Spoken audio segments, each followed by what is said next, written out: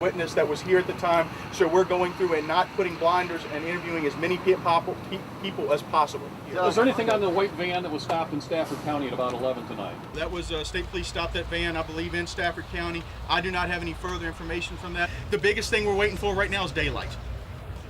What's the status on 95?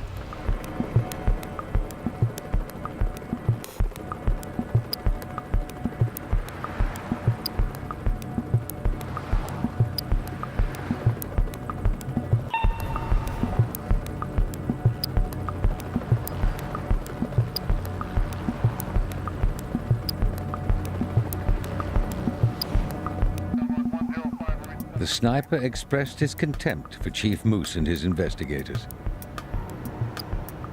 Behind the Ponderosa, police found a letter pinned to a tree. Handwritten in a childish scrawl, the sniper again boasted, "I am God." He blamed 5 of the last shootings on police, the price paid for not responding to his phone calls. It's saying that he's actually reached out several times and he's not been able to communicate with the police the way he'd hoped or the way he wanted, basically referring to the police as incompetent. In the letter, he had demanded $10 million. He also told police he would contact them at 6 a.m. Sunday morning on a telephone number in Virginia. Unfortunately, the letter could not be opened until forensics were completed. By then, the sniper's deadline had passed. The letter was opened after that time, so that opportunity was missed. To the person who left us a message at the Ponderosa last night, you gave us a telephone number. We do want to talk to you. Call us at the number you provided. Following the Saturday shooting, the killer again telephoned the police. The call is traced to a payphone in Virginia. The authorities staked out the area and surrounded a white van. The media reported it all live on national television. Mayor Doug Duncan waited to hear if Chief Moose had caught the killer. Yeah, we got all that. We just haven't confirmed it. I mean, we were at headquarters until a few minutes ago. Then Doug went to see the chief. Said, and Moose has called a press conference for any minute now. Police stormed the white van. There were 2 men inside. They were illegal immigrants with no connection to the sniper shootings. He sees this is just going to really piss him off. This is really going to tell him that, number one, we messed up as the police. Number two, we didn't follow orders. We're not doing what we're supposed to do. And all these thoughts about what could be going through his head at this time if he's seeing what we're seeing, and we were pretty sure that he probably was, and how he would react. At dawn, on Tuesday, October 22nd, after 18 days of shootings away from Montgomery County, the sniper came back. A local bus driver was preparing for his morning route when he was shot in the doorway of his vehicle.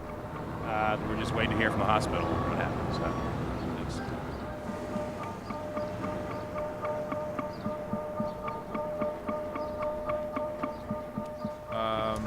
And he died? Okay. Following 2 hours of surgery, Conrad Johnson, the killer's 13th victim, had died.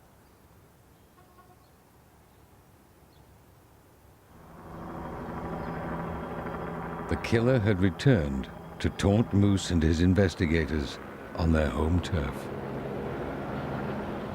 It was, in some respects, reassuring when that shooting took place back in the area that we were really saturating with investigative resources. So certainly not reassuring by any means from the standpoint of a loss of life, but that particular scene to me was somebody who was familiar with that territory. I spent a lot of time at that scene, and it's off the beaten path. It's not by major interstates, so that scene kind of talked to me more than other scenes did. At the bus scene, Police found another letter from the sniper. It mocked their inability to catch him. That same afternoon, rumors were spreading that the killer had told police he planned to target children again. The media tell Chief Moose they're going to run with this story. The chief had a tough decision to make. Keep the contents of the letter secure and obey the killer's instruction not to release to the press, or reveal its true threat to prevent a press-induced public hysteria. Your children are not safe anywhere at any time. We feel it's important to provide this information to the public. I remember standing there with him, and that was the hardest thing I had to do. It was a devastating thing to have to do, and it left us feeling terrible. Hey, sweetie. Did you hear what he said? At the end of the press conference, they read a statement, and the chief said that the guy said, P.S. Your children are not safe anywhere at any time.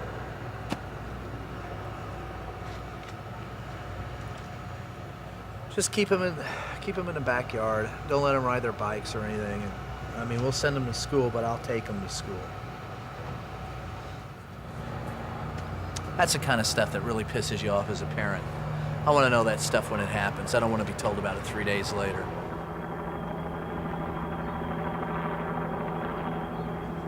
And they still don't have a damn shred of information that he hasn't provided them. Not one witness.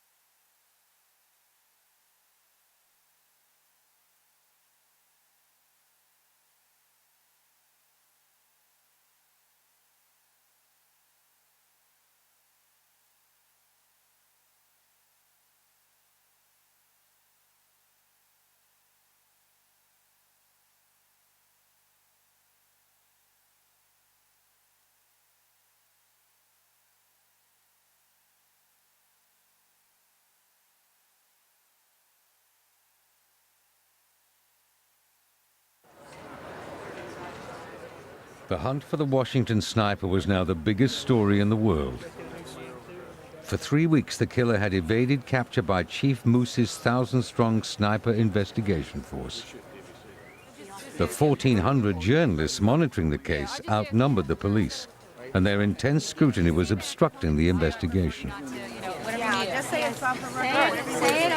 Unfortunately, there have been developments in the case that we need to really focus on right now, and we are not going to be holding a press conference. If there are developments that occur in the next few hours or overnight that we can call you together again for and give you the information or ask for your assistance, we will. But thank you.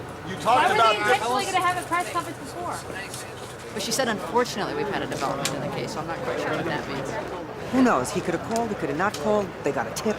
Nobody knows. There's been something that's happened just now. Something took them off. They were supposed to have this briefing. Now they say, we've got developments that have caused us to go down different avenues with the investigation. Hey, Don, Dennis here. Listen, who do you know who's been talking about this? I got At last, there was a major breakthrough. In communications, the killer bragged he was responsible for a September shooting in Alabama. It was his first mistake. A fingerprint was taken from the scene and put through the federal database. It gave police a name. We identified a person that we felt may have played a role in that crime in Alabama. That led us out to Tacoma, Washington, and it led us to some interviews there that prompted a search of a residence.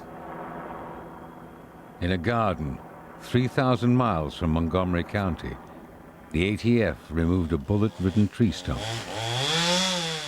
The police now had their strongest lead to date.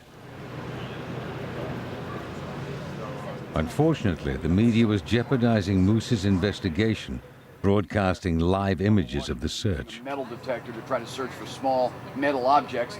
Quite obviously could be either brass shell casings or lead slugs, which police could then try to match with the brass and the lead that they've got from back here from the DC area sniper shootings and killings. The entire situation that happened in Tacoma, Washington, with a tree stump was supposed to be something as simple as just going quietly to recover a tree stump. And it turned into what I would term a media circus. And if the sniper had been watching television that night, it could have been gone. My understanding is this house is someplace that this guy may have lived in the past. That's my understanding. They think he may have lived there. Yeah. Somehow they were getting the information before we were getting the information. It was unfolding in Washington. They were doing their own investigative reporting. It was coming out before we even had it. We're getting a license plate on a vehicle, and are you hearing about a New Jersey vehicle? Yeah. Without waiting for police confirmation, the press named the sniper suspects. Mike and Jane, this is fast breaking, but we can put up on the screen tonight the names of the two men, not one, but two men they want as, quote, persons of interest in the sniper. Yeah, John Allen Williams, Lee Malvo. John Allen Williams is the stepfather of Lee Malvo. They are both black males, one about 40 years of age, the other one said to be about 20 years of age. In addition, there's now a firm vehicle alert. No box truck, no Chevy Astro, no white vehicle at all. Instead, a dark 1990 Chevrolet Caprice car. NDA 21Z, Nancy David Alpha 21Z. Police are asking anybody who sees that vehicle to call 911 immediately. Vic, Denise? Authorities want to make sure that they've got all of their I's dotted and their T's crossed before they step in front of that podium because they are very well aware that their audience is not just the public, but also the person or persons believed to be responsible for the string of killings that have left 10 people dead and 3 others wounded dating back to October 2nd. Police confirmation of the names came 1 hour after the media had released them. A federal arrest warrant has been issued for John Allen Muhammad, also known as John Allen Williams. He should be considered armed and dangerous, and he may be in the company of a juvenile.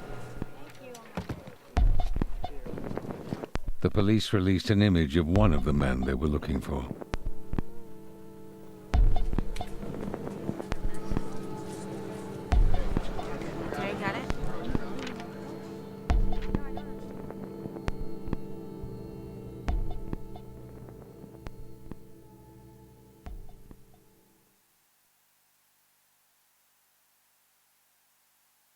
I hope to God this is it, though, you know.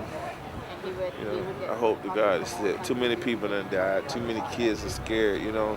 My little girl, last night when she prayed, she thanked God and thanked her mother and father, and she said, Lord, please get the sniper. Well, there's still a lot to cover in this story. I mean, there's a lot going on. God only knows what's going to happen next.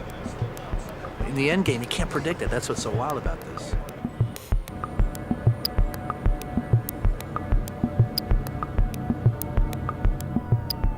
For 22 days, people were fixated on a white van. Now the search was on for a dark Chevrolet Caprice car. The manhunt began. But every now and then you just need a little bit of luck. And maybe our luck was that they weren't watching television that night. As a result of what we found in Tacoma, Washington, and of identifying those 2 people by name, we did some record checks in our databases and found that we could put them in the Montgomery County area during the time that the shootings occurred. There was a phone call from a civilian truck driver who was at a rest stop near Frederick, Maryland, who had heard the license tag. The Maryland State Police then took up that responsibility, and they blocked off the entrance and the exit.